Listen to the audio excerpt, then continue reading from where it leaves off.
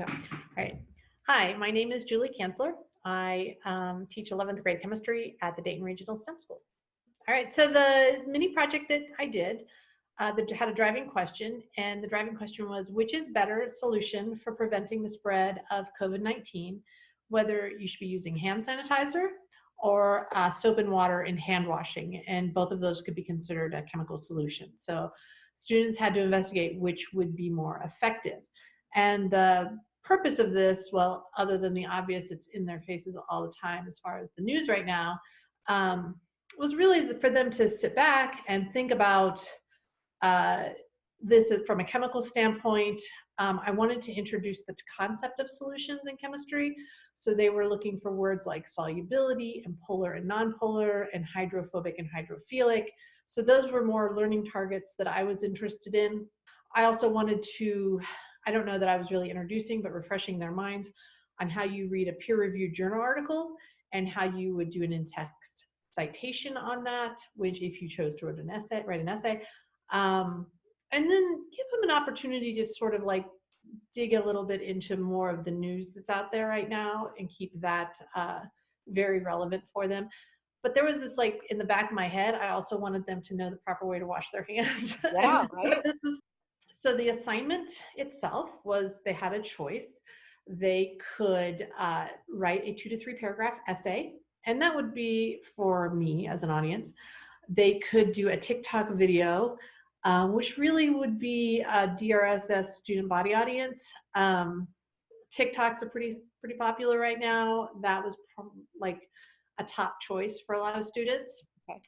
They could write or they could just create and edit an actual video file. And I actually had a number of students that wanted to, during their, they emailed me. This wasn't initially an idea that I had to just make a regular video, but I had 3 students email me saying, we really want to get better at video editing. So we want to do ours as a regular video. They weren't a team or anything. They individually got to me. So I added that as an option because sure, this is a great time to get really good at your video editing. I had a 4th option, a Flipgrid.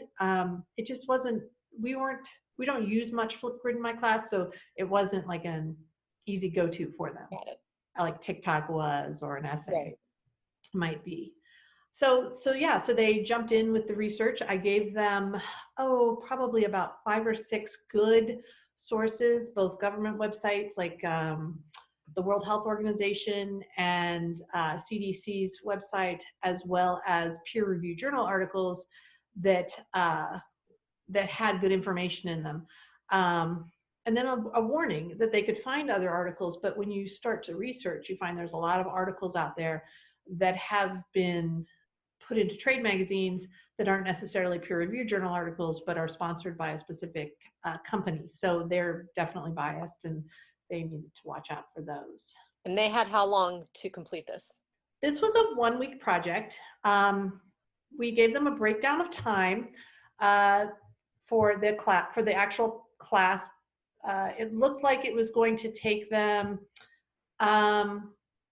2 hours. So I assumed, since I'd already found their articles for them, it would be about 30 minutes of research to 45 minutes. They would have to create an outline. Then they would have to either write the essay or create the video. So over the course of a week in chemistry class, this should have been accomplished in class, but they had a week at home to do it. Sure. So there's also, as far as timing goes, if they had it done a day early, there was a cutoff time for review, and they could get feedback during that time. So that was really helpful because a lot of students, I would say probably 75% of the students came in a day early, but most of the ones that came in even early didn't need a lot. It was mostly just sort of, it was mostly actually in-text citations was probably his problem. How do you feel about the final products you received? I think they were pretty good. Of course, the TikTok videos were really fun. So the essays turned out pretty good. They understood the concept. They could make a claim as to which was better. The writing was good. That really the citations was the trickiest part for the majority of them, and knowing when to put what where. Yeah, yeah. Do you feel like this or some version of this might be something you do with kids again next year? Maybe not even in this project, but I mean, you said the TikTok video was, kind of fun for the kids, probably fun for you Right. to grade. I don't know. Do you see that? Do you see a space for that somewhere next year? Definitely. The TikTok videos, you are limited by time, and it makes it a little difficult to get in a tremendous amount of technical information. But you are also forced to really pare down what you're going to share, and it's a great exercise in like getting really down to the meat of what you have to talk about.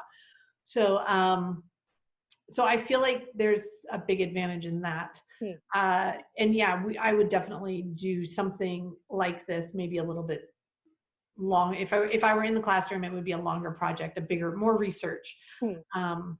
where you couldn't finish your research in 45 minutes, and you actually went out and found your own articles. And I mean, that's how it would get expanded. But it worked. It worked well, I thought, and it met all of my criteria, all my learning objectives. Well, thank you, Julie,